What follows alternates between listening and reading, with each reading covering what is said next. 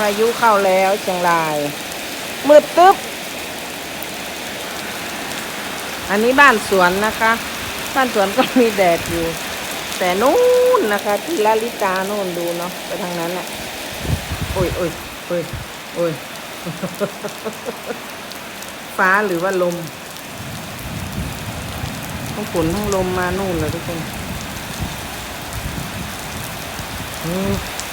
ตกกระตกเจอห้อนเนาะ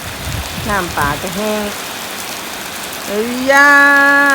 เปียกแล้วไก่ไปเต้นไปอีกก่อนเด้อทุกคน